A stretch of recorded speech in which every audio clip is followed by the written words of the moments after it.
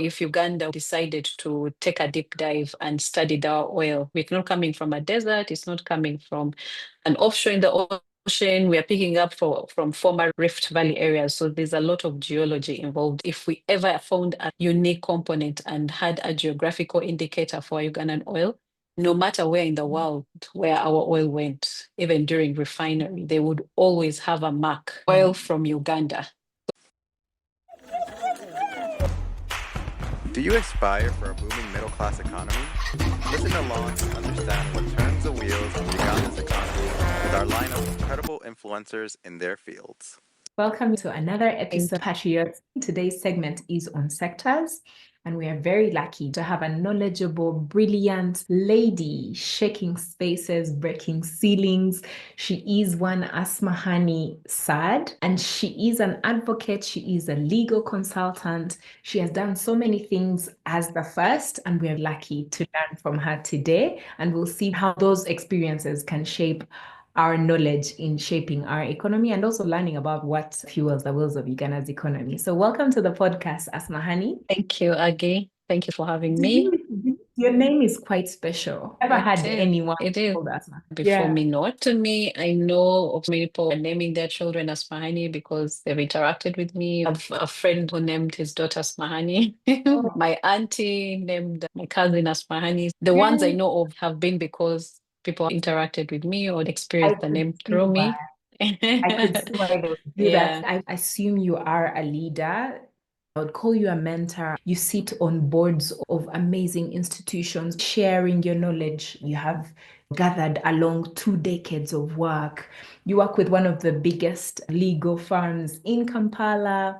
I see you are also interested in cybersecurity, technology, business. You're such a boss lady. I want to know where you sit. What is top of mind of a top legal consultant like you are? Because you're always sought out. I remember last year we had you at the East African Carbon Markets Forum. You're a thought leader, a mentor. What is top of mind for you?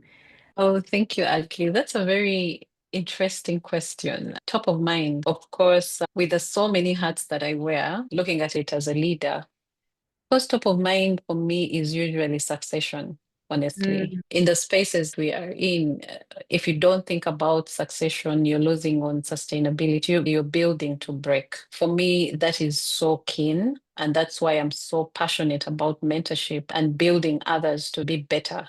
The moment you plant that seed, you don't know how far it will go. We are different. I might have some strengths and I've done things some way, but the moment I can just plant a seed and activate someone's key strengths, then they have the potential to even be better. So for me, top of mind, regardless of what people are talking about, AI, economy, geopolitics, business, survival, if I have to choose one thing right now, it's just succession. Every leader should always think about that. What happens when I'm not here? That's wonderful. I love sustainability. And since you talked about it, I think we should ride on that. A lot of businesses are looking to grow, and this is one key topic you're passionate about. You also specialize in alternative dispute resolution. So for businesses looking to grow, but also maintain or retain the businesses or the talent they have. What happens in rooms that you're talking about alternative dispute resolution? My brain will just go straight to settling in court. What are the unique alternative dispute resolution for businesses that want to be sustainable and maintain growth in the long run? Alternative dispute resolution, as we call it, ADR. For me, when I think about it, it is just that awareness about disputes as part of human interaction. Any business that accepts and knows that no matter whatever relationship we have, whether it's your financier, whether it's your employees, directors, and shareholders, if you just have that awareness and you accept that disputes are bound to happen, it's part of human interaction, it's part of who we are, and embody it in how you run your business. In a nutshell, that's what alternative dispute resolution is about. When you look at mainstream dispute resolution management, everyone knows if today, Agi, you invited me and maybe I didn't show up, I didn't give a reason, maybe we've had a relationship before this, but as soon as something goes wrong, the next thing you know, we want a third party or let's go to court and try to get to the middle of our dispute.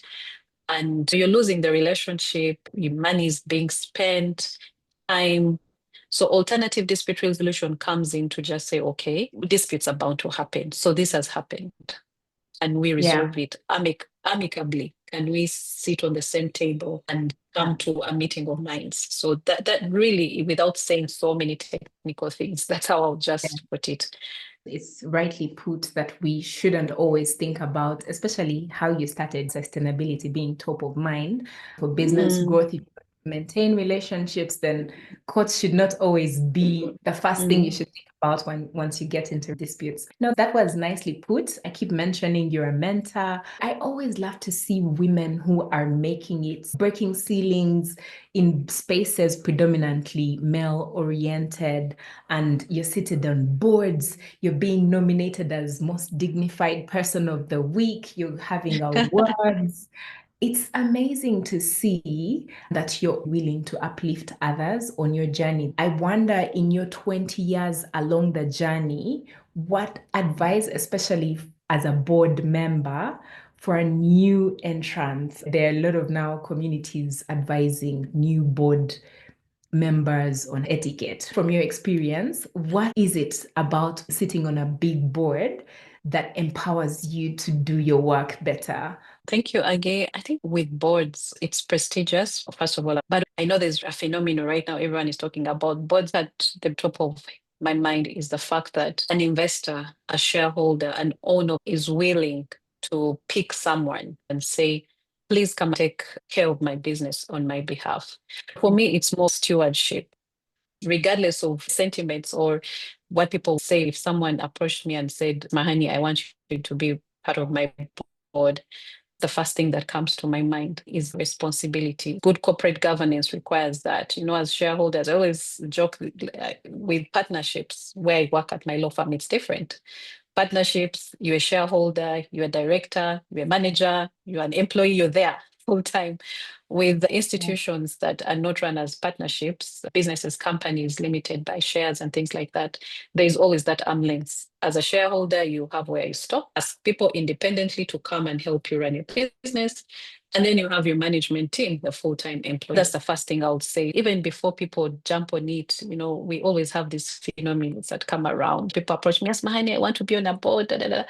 But I always ask them, do you understand that responsibility that comes? This is someone investing their money. Yeah. Today, imagine you have your business and you've put in so much, but because of corporate governance, you have to pick someone. When you approach me, you're looking to protect your business, to strategically lead your business, to grow your business, to sustain it. Maybe it's a legacy business. You want your children to find that business there. And then I just come and I'm like, yay, I'm going on a board. Let me add it to my list of companies. So I think that for me is always the first approach, the stewardship. And it also determines and gives me my next answer. Will I be able to do this or not? Once I weigh those options, I know I can handle this responsibility. Wait a minute. Do you know what it will take for Uganda to achieve a middle-class economy by 2040? Please send us an email at onuganda@gmail.com. I say yes, where I know I can't. There are some people I've turned down, not because I don't want to, but because I know at that time I won't be able to apply myself. The rest is really what value you're going to bring. Like if you came to me today and said, I want you to support On Uganda podcast, the first thing I would ask you is why?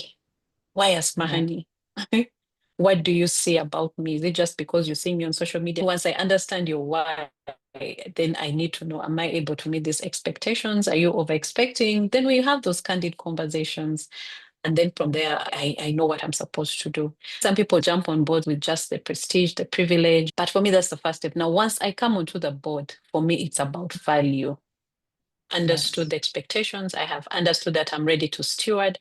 So all we are usually in odd numbers, 5, 7, 9, 11, whatever number it is. The rest also have the same value to add. What value am I adding? For me, it will always be about that. And that's what makes the board journey really effective. It helps you as a person, but also supports the business. And that's where then you have actual impact that you can talk about. That's quite great insight, especially because Uganda, we're known to be one of the most entrepreneurial countries. We have a lot of young people who are starting these organizations and they need guidance and leadership from people who have been there, done that. So now we know we need to find people who have the time, who can steer the ship forward, but also bring a lot of value to the organization, not just choosing your brothers and sisters because they're available. Exactly. Yeah, Help, or which is just yes. Sometimes people will say yes, but are you going to add value? Are you going to give me the time, especially for the young businesses? Some of the boards I'm on, I don't even get paid, you know. For me, it's just that once I've interacted with your why and your business, I feel that okay, this is something. The money bit, when we scale up, that's okay. We can talk about it. But in terms of that value, it's for me what I would love to see people really think about as they take on these spaces. wonderful. Thank you for that advice. We shall make use of it. Now you are an advisor, Rollium Fund, and I would like to know from your opinion, could there be an intersection between intellectual property and our resources, or we can't really own them because other people have them? Thank you for that Is it? question. They could be. It's where creativity comes in. For us in Uganda, yes, in as much as everywhere in the world there's oil and gas, when you want to look at the intellect or the property within, for us, the only way is what unique features, if any, does our oil have? Gas, I don't think that one can pass, but oil. For Uganda, our oil is unique. It's young oil. It will take studies to see if there is anything unique environmentally. It will majorly be the way the oil is built. One thing I can say, and that's why people are attracted, the waxy nature of our oil. It's oil that, because it's still young, you can get so many byproducts out of it. I think that was one of the reasons we had the refinery built. We can refine our oil, and as much as we're exporting it in its crude nature, but also refine some of it and make many byproducts. Legally, that's what we call a GI, geographical indicator, not to get very technical about it. But for example, let me just use something that we all know, argan oil. You've heard of argan oil. It's an oil, I think, that comes from the Middle East. Argan oil is unique. It has some features that are unique. And because of that, it carries it. Yes, argan oil. We've heard of brands like champagne, you know. There are things that come and hit the market, but because of the uniqueness in terms of formation of that product, then you're able to have what we call geographical indicators.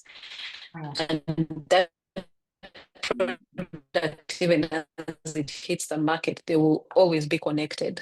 So if Uganda decided to study our oil, it's not coming from a desert, it's not coming from an offshore in the ocean, we are picking up from former Rift Valley areas. So there's a lot of geology involved. If we ever found a unique component and had a geographical indicator for Ugandan oil, no matter where in the world where our oil went, even during refinery, they would always have a mark, oil from Uganda.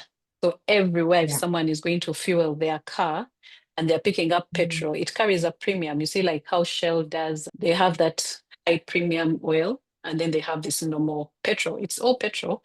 With us, just to make it practical, if our oil is sold in the US, there would be a specific pump that will pump it out. But then why it's maybe 50 cents or 10 cents more expensive than the other is because it will be oil from Uganda.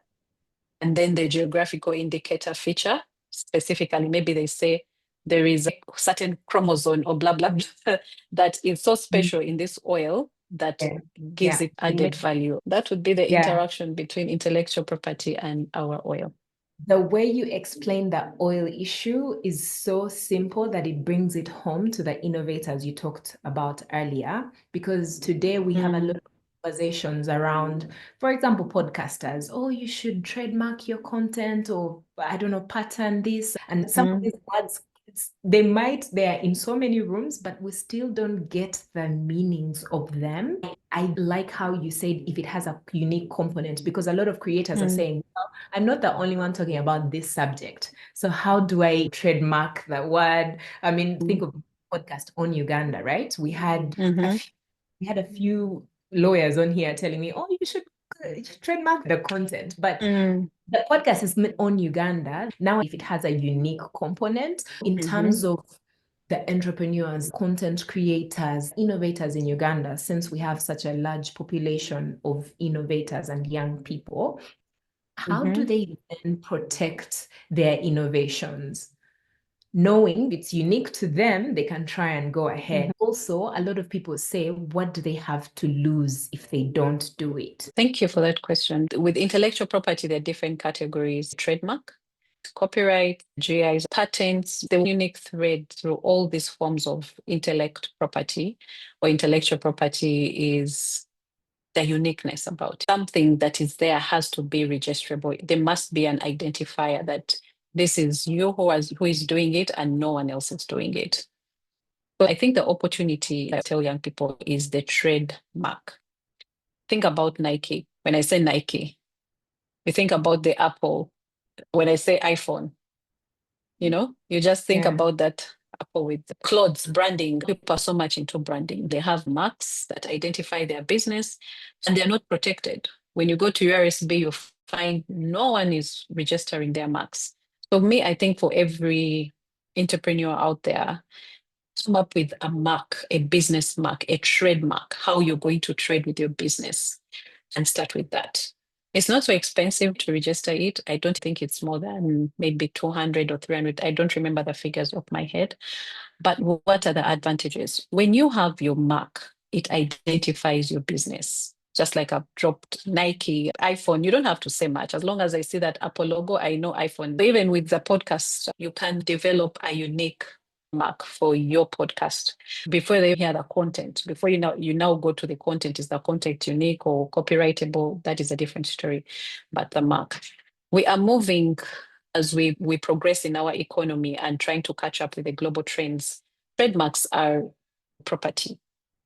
What does that mean? It becomes part of your business value.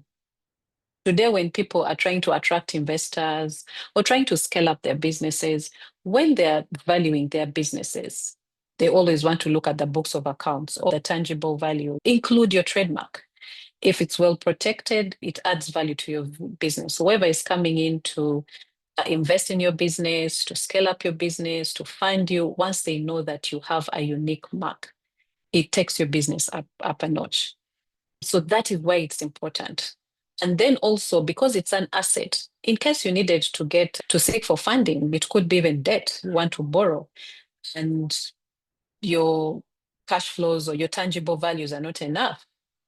We are now moving to that next step where I can actually pledge or use my trademark, because that's what identifies my business. If I lose it, I've lost my business. Imagine Nike losing their tick. They protect it everywhere. So they pledge it and they use it, and you can actually borrow it. So it becomes a very, very unique and valuable asset. Is the copywriting unique? Is it original? Yeah. Is it original content? I think with content creators, it's here and there. But if you do come up with anything, and I know sometimes people do. I remember on social media there was this lady of demure, if you recall that whole demure. This came from a content creator. Yes, it's an English word, but remember how it turned out. Eventually, she took long, and someone else had already. Someone did. So what happens if you do that and actually it's copyrighted? It can have financial value for you. Whoever wants to use it you have to share a bit on those proceeds. That means you get some royalty out of it.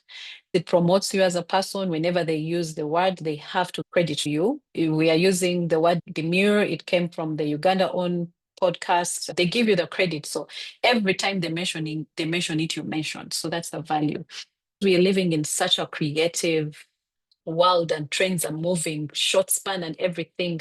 Sometimes you can lose it, but it's just like how someone loses an investment and someone takes it up. So I think just that awareness and being able to interact a lot with also these laws, people to understand what's happening, take interest. Just, these days you go to the internet, You get some Yeah. AI and just say, summarize for me the Uganda copyright laws in 5 minutes. I wouldn't want our young people to lose out on intellectual property. There's a big opportunity. Thank you for demystifying it, because it was broken down. Especially, I'm sure a lot of our listeners use that word and rode on that trend. But knowing that something like that is relative to their business would be helpful for us. Now that you talked about trends, I wonder, from the technological aspects or trademarking, copywriting, how are people doing business differently today as compared to before? Today, vast opportunities are opening up every day. The world is changing every single second. Technology has become part of our lives. Businesses right now, repeated processes and all these things that people used to take time to do. Now you have technology, like swallowing up almost 80% of that. So what is happening today? Today, an efficient business, a business that wants to really focus on growing and cash flows, they have integrated technology in how they deliver things. With technology, the competitive environment has become more and more competitive than you'd think. Quality, of course, is such a big issue. Consumers are so aware. My God, even that's the clients we interact with in our legal world. Our clients are so empowered. We're in a knowledge economy. People have knowledge. Someone just goes to chat GPT, and before they come to you, they feel they have all the legal answers. So they are looking at, what are you going to tell me that's not here? So that is what is different now. So it's just that we have to have that awareness and live in today's world to be able to compete or survive. I always talk about Sony Ericsson and BlackBerry. You wake up one morning and you have just died a quick natural death. Yes. I agree. There's a lot of knowledge available today, so we need to leverage it as young entrepreneurs to survive. This podcast is about achieving a middle class economy, bringing leaders like Mahani to tell us exactly what those things are, how businesses are contributing to our economy, but also when we get there, knowledge can get us there. Now, I wonder, because you're in courtrooms every now and then, or you're advising businesses, startups, or even multinationals, because you also had your experiences with multinationals, is there like a practical example of a lawsuit that probably could have gone better, or just didn't have to be in court for like simple reasons around tech or copywriting? I would think of the caller tunes. I don't know if you've heard about it with the telecoms. They've been using, that callback tunes. Sorry, I think they're called callback tunes. Yes. Yes. So there is this case. The judgment was issued maybe last year. The musicians, Ugandan creative musicians, wanted to earn more from telecoms using their music as callback tunes. And there was a lot of back and forth. But because of advancement in law, advancement in technology, how do you measure, how do you monitor, how do you tell that, for example, the musician Tonics, one of the main plaintiffs, how many times has a telecom been using his music? Telecoms now have up to about 30 million subscribers. How many of those have been able to download and have this as a callback tune and things like that? So the regulator UCC came in handy as well, but also just knowing that people can actually get this information through technology, and also the unique or the music, they identify as their music, the copyright that they hold within their music it was an advancement in our economy and the environment around creatives and intellectual property. Of course, the musicians, the case went in their way, and the telecoms were asked to compensate them for the amounts they've been asking for, because they were able to prove that their music was being downloaded and used, and they were not getting a fair share of the proceeds. Thank you for that. I can imagine you're rubbing shoulders with policymakers, with our leaders, public servants, because you are a leader in the private sector. If you had chance to make a change, so some things you see in the courtrooms that you probably think this shouldn't be happening in the 21st century, what would that be to help businesses operate better? I'll take two things. One is to make our laws. Uganda, people say it, but I don't think people understand the depth of how good our laws are. We have good laws. That time I was invited to my daughter's school, I had a mentorship talk with the young ones. It was beautiful. I asked them, do you know there are laws about children? They're like, no. Do you know there are laws about education? No. Do you know there are laws that tell people how to cut grass in Uganda? No. Do you know there are laws about border borders and being on the road? I'm using this example to show people don't understand how well governed and regulated we are. If only our laws would work, if only the people. And now for me, that's the second thing. It's the mindset change. Our minds have been imprisoned by the systems we have. People want to see laws work because once the laws work, everything will just solve itself. Our problems, yes, they are big, they seem huge, but it comes from there. So for me, that's the thing, the mindset change. So you see the system and the mindset is now what is being passed on from generation to generation. You go to public service and find different age groups that are there. Speak to someone from the, how do they call it, the baby boom, because some of them are still in those public offices. Yeah. Speak to a millennial and a Gen Z. Honestly, you would be shocked at how they have the same mindset. It shocked me. It pains me. So for me, if we get our minds to shift and realize that our problems are not too big to solve, the solution is there if we can make our laws work. Rule of law must prevail. Politics should keep out of our laws. Let's make our laws work without politicizing everything. A law is a law. They are the cornerstone of social context. If borders are not supposed to be in the CBD, why are they in the CBD? If we need to have a rider plus a passenger with helmets, why do we have 6, 7, 8? We have accidents. It's a simple yet difficult because it's systemic. Is that what you think it will take to achieve a middle class economy? Exactly. If we can let our laws work. Look at business law. Uganda has been credited.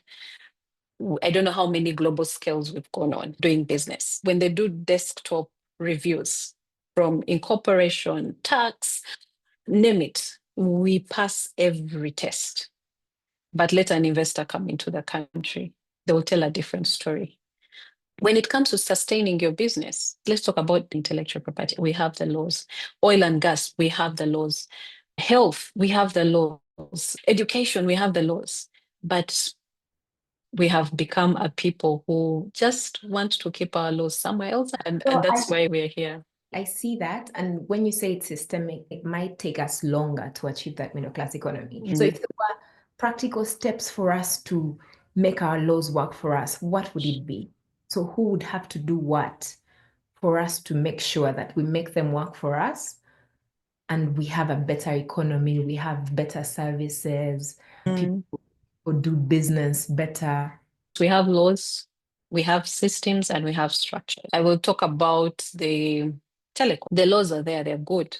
Regulatory wise, policy wise, we are good.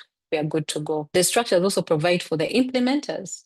Yeah, you have UCC, I think there's like a UCC tribunal, we have a UCC kind of police guys will come and take down like antennas and people who are trying to steal signals. And so for me, it goes back to the mindset, the politicizing of every decision. It will take us a while. Sometimes you're like, let me go spiritual and pray, but sometimes things happen and you're just like, these things don't need prayers. If you have done something wrong, take accountability, step down, let someone else who can do the job come and do it. The late Magufuli, who still remains one of the one thing I loved about that man was his mantra. When he got into power, he don't associate feelings. I'm here to work and deliver service. I loved that about him and he continuously demonstrated it. I wish every leader stepped up and borrowed from that. You don't have to reinvent any wheel. Hapa ni kazi tu. Let me come and do what I'm supposed to do. Yeah. If the minister of energy, let me come and deliver what I'm supposed to do. The structures are there, the laws are there, the systems are there, the people are there. Public service has all the resources in terms of people that it needs. Sometimes I go back to mindset. Yeah, it's rightly put. You talked about investors coming to Uganda, and I should ask about opportunities from where you see foreign direct investment, but also local investors. People have their money. Where are the gaps? For a foreign investor, of course, Uganda, we are a developing country. And because we are still on our journey, opportunities are everywhere, right from the natural resources that we have. Talk about agriculture, talk about our climate, talk about our natural resources, our endowments, from lakes to river, tourism, talk about minerals, metals, gold, copper, all those things we still have and we're developing. So all those are opportunities. When it comes to local investors, I think because of kind of the instabilities and shocks that we face as a country, sometimes we have some economic instabilities, inflation, like a local. I know Bank of Uganda gives us reports and says we are controlling, we're doing that, but someone, Omuntu Wawansi, experiences it differently. When you tell them about the inflation rates, it's so much English. But one thing I would want to advise people, let's adopt a system of working together. Yeah. I feel for us as a country, that is one of our strengths that we have not capitalized on. I'll give you an example. One of the reasons why people are trusting and progressing the investment club system, women come together. People used to make fun of us. I'm part of an investment club I'm passionate about, and we're doing things in our way and adding value to this economy. If you remember that Nigina, where they used to laugh at those women because of the shoes they would wear. But those women have changed their spaces. When you go down to the markets, small saving groups. What does that tell you? Because we are a country that we have not nurtured so much into that progressiveness. You hear of people who do businesses and someone puts in everything and you wake up in the morning and there's instability. It's wiped out and they will never ever again invest. So in developed countries, how people got there, most of them will tell you the power of coming together. Let's invest together, have the right people in whatever spaces we're in. Those women doing circles, if you look at the money being generated, you'd be amazed. Sometimes no one talks about these things, but that shows you the power of coming together. In this world that we're in as the youth, yeah, I think if people, for example, if you as Aggie, you have an interest in Uganda, you have this podcast, if you came together and 3, 4 people, 5 with the same vision, the same mission, and collectively came up and put out this product that would promote Uganda to the next level, because you have the strength, resources, expertise each of you has built, honestly, it becomes something else. For me, for local investors, that is what is missing. If we capitalize on us as a people, we will advance our economy. No, that's wonderful. Thank you so much. That was quite insightful, especially from an innovator, creative point of view. You've given us perspective on how to apply these concepts in our business, because you are a leader from where you sit, you are a mentor. I keep saying, everybody, we should go and check out Asmahaney's LinkedIn. I love to see it. I love to see there are always lessons that a young person like you who's listening can take out and make it work for them. So thank you so much. Your extensive experience in intellectual property law, fintech, commercial transactions, all these have made you a player, and we are happy to learn from you. Thank you, Aggie and the team. I'm honored to share my knowledge. If someone wants to follow up on what you said, we know your name. Where can we tag them? I'm on LinkedIn and X. Yes. Wonderful. Yes. That will be. All Thank right. you Thank so you much. Thank you, everyone, for listening. I hope we can take this podcast to the next level. Thank you for listening in this far. I really hope that this conversation was helpful to you. Share this episode with your colleagues or friends that you think will benefit from this information. Let them know what you're listening to. Would you also rate our podcast? Because once you rate our podcast, other people like you are able to listen to this information and use it to their own benefit. On a lighter note, follow us on TikTok and Instagram. Would really like to hear your thoughts.